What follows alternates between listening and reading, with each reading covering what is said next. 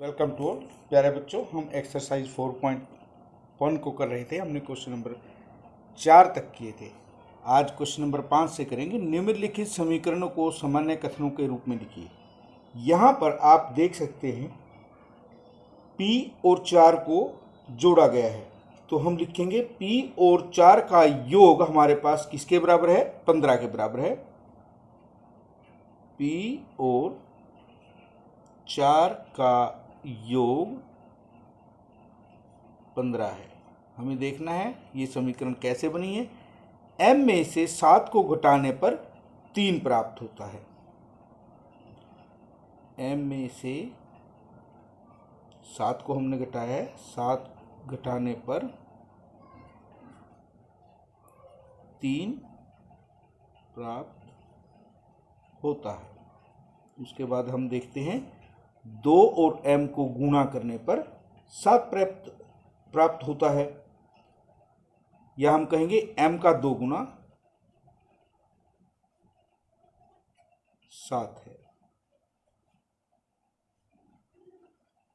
यहाँ m को हमने 5 से भाग दिया है। m को 5 से भाग देने पर या लिखेंगे m का 1/5 3 के बराबर होता है, या हम कहेंगे m को 5 से भाग देने पर 3 प्राप्त होता है।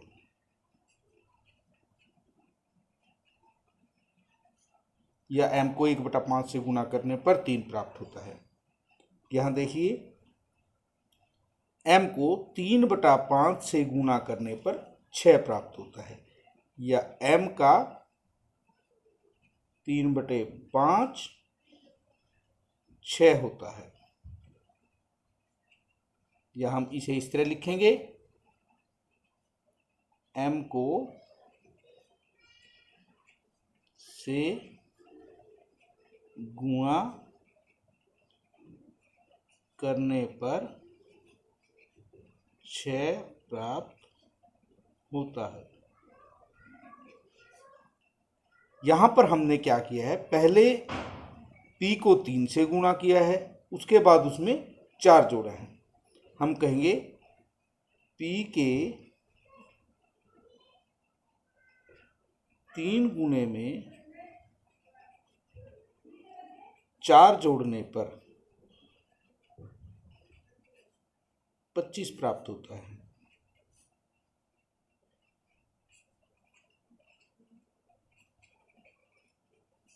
उसके बाद देखिए P को 4 से गुणा किया है, उसके बाद हमने 2 को घटाया है। P के 4 गुणे में से 2 को घटाने पर 18 प्राप्त होता है।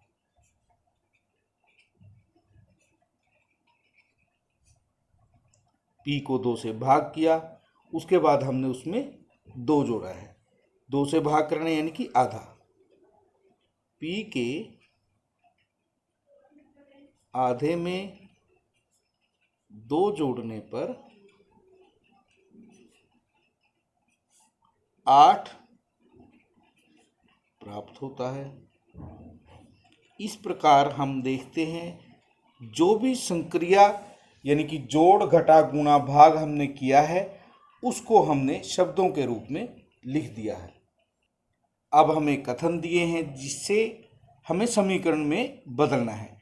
इरफान कहता है कि उसके पास परमीत के पास जितने कंचे हैं उनके 5 गुने से 7 अधिक है, और हमें दिया है कि परमीत के पास कंचों की संख्या हम m ले लें। इरफान के पास कंचों की संख्या 37 है, और वो क्या है? 5 गुने से 7 अधिक। ये जो m है इनका 5 गुना करेंगे, 5m हुए, और इससे 7 अधिक, 5 गुने से 7 अधिक। ये किसके पास हैं? परमीत के पास। और इरफान के पास हैं 37 कंचे। जितने परमीत के पास हैं उतने ही इरफान के पास हैं।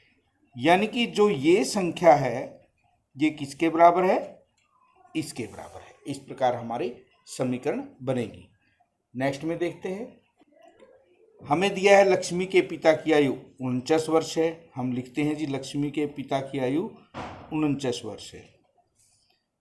जो उनकी आयु है पिताजी की, लड़की की आयु के 3 गुने से 4 वर्ष अधिक है।